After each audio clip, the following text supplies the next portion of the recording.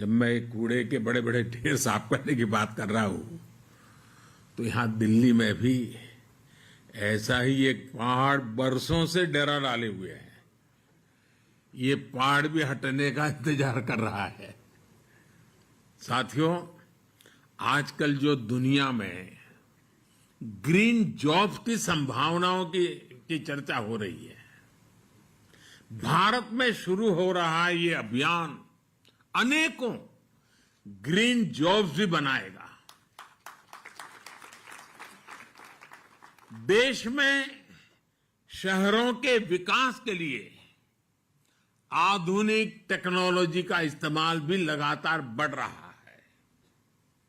अभी अगस्त के महीने में ही देश ने national automobile scrappage policy launch की है।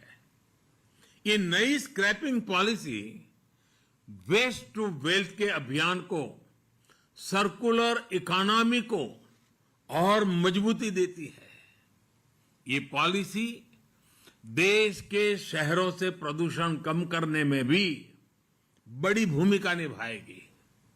इसका सिद्धांत है रीयूज, रिसाइकल और रिकवरी। सरकार ने सड़कों के निर्माण में भी वेस्ट के उपयोग पर बहुत ज्यादा जोर दिया है।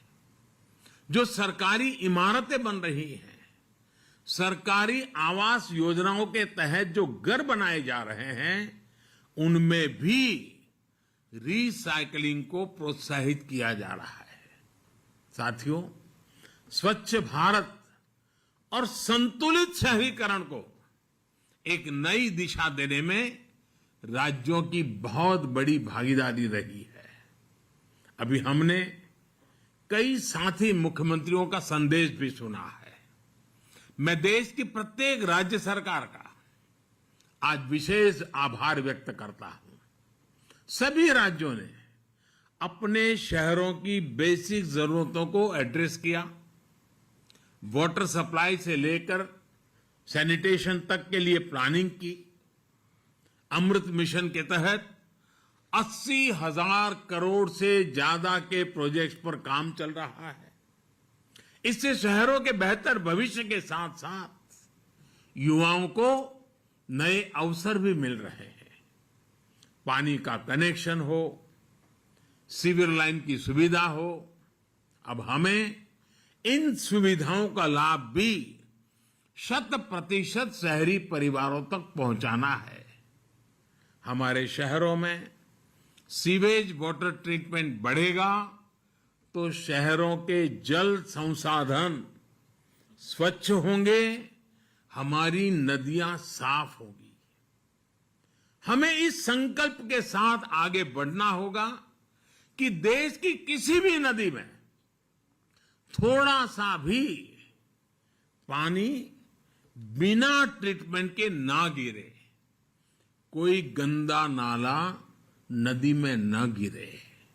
साथियों, आज शहरी विकास से जुड़े इस कार्यक्रम में मैं किसी भी शहर के सबसे अहम साथियों में से एक की चर्चा अवश्य करना चाहता हूं।